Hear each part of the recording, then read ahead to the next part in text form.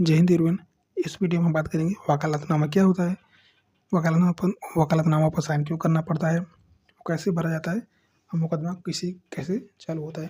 तो प्रायः आपने देखा होगा कि जब कोई विवाद होता है तो विवाद जब होता है तो उसके लिए कंप्लेंट किया जाता है। जो नज़दीकी पुलिस होती है या कोतवाली होती है या फिर थाना होता है, वहाँ पे कंप्लेंट दर्ज की जाती है। कंप्लेंट दो प्रकार की होती है, एक सामान्य कंप्लेंट होती है, एक FIR होता है। जिस प्रकार से घटना होती है उस प्रकार से कंप्लेंट दर्ज की जाती है। जैसे कि FIR अगर हो गया तो उसके ऊपर कार्रवाई होगी, मामले को आगे बढ़ाया जाएगा।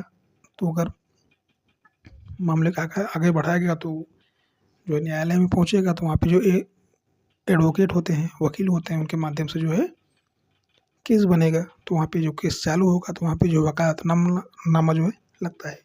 तो जब कोई वकील अगर पैरवी करेगा तो बिना वकालतनामा के नहीं कर पाएगा। जो पीड़ित होता है वह वकालतनामा पे पीड़ित का हस्ताक्षर और वकील का हस्ताक्षर होता है, तब जो है वकील जो है उस मुकदमे की पैरवी कर सकता है। तो उसी क्रम में हम जानेंगे कि वकालतनामा क्या होता है और साइन क्यों करना पड़ता है। ठीक है। और दूसरी बात कि अगर वकालतनामा पे जब एडवोकेट साइन नहीं करेगा और बिना वकालतनामा के साइन के वहाँ पहुँच के अगर अपनी बात बांध सकेगा तो उसकी दलीलें नहीं सुनी जाती है। तो अगर वकालतनामा पे साइन ही नहीं होगा तो फिर क्लाइंट जो है या फिर कहें कि जो पीड़ित है वैसे ही हार जाएगा। तो सबसे पहले जान लेते हैं कि वकालतनामा क्या होता है।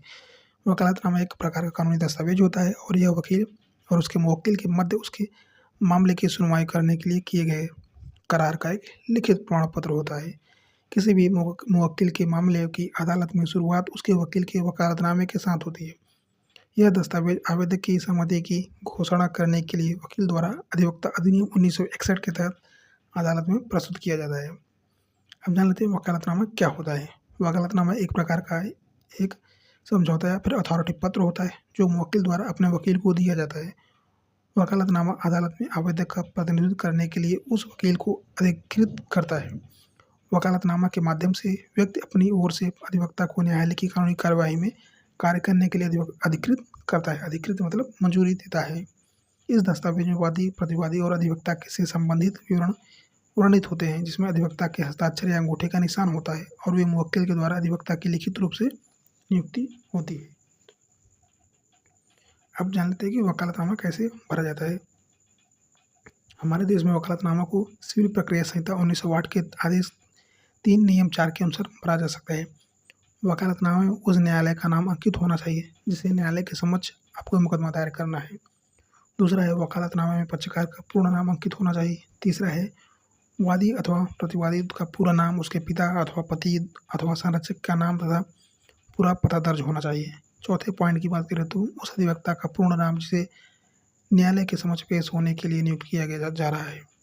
पाँचवें पॉइंट की बात करें तो वादी अथवा प्रतिवादी के हस्ताक्षर, एक से अधिक वादी अथवा प्रतिवादी होने की स्थिति में सभी के हस्ताक्षर। पाँचवें छठवें पॉइंट की बात करें तो अधिवक्ता के हस्ताक्षरों के नेक्स्ट बात करें तो वकालतनामा एक रजिस्टर्ड वकील के द्वारा ही दाखिल किया जा सकता है। कहने का मतलब जो बार काउंसिल ऑफ इंडिया में जो कि रजिस्टर हो, जैसे कि स्टेट बार काउंसिल में अगर यूपी का हो गया तो यूपी स्टेट बार काउंसिल में उसका रजिस्ट्रेशन होना अनिवार्य है। उसने बार काउंसिल ऑफ इंडिया का जो है एग्ज़ाम दिया हो। तो अगर आप रजिस्टर्ड वकील हैं या फिर होंगे या फिर अगर कोई पीड़ित है तो रजिस्टर्ड एडवोकेट से ही पैरवी करवाए और वही जो है वकालतनामा पे साइन कर सकता है या फिर भर सकता है। तो आई होप आप लोग समझ पाए कि वकालतनामा क्या होता है और वकालतनामा कैसे भरा जाता है, उसके बारे में हमने चर्चा की। आई होप आप लोग को वीडियो समझ में आया होगा। चैनल पर नए हो तो चैनल को सब्सक्राइब करें, वीडियो को लाइक करें। मिलते हैं नेक्स्ट वीडियो में, तब तक के लिए जय हिंद, जय भारत, वंदे मातरम।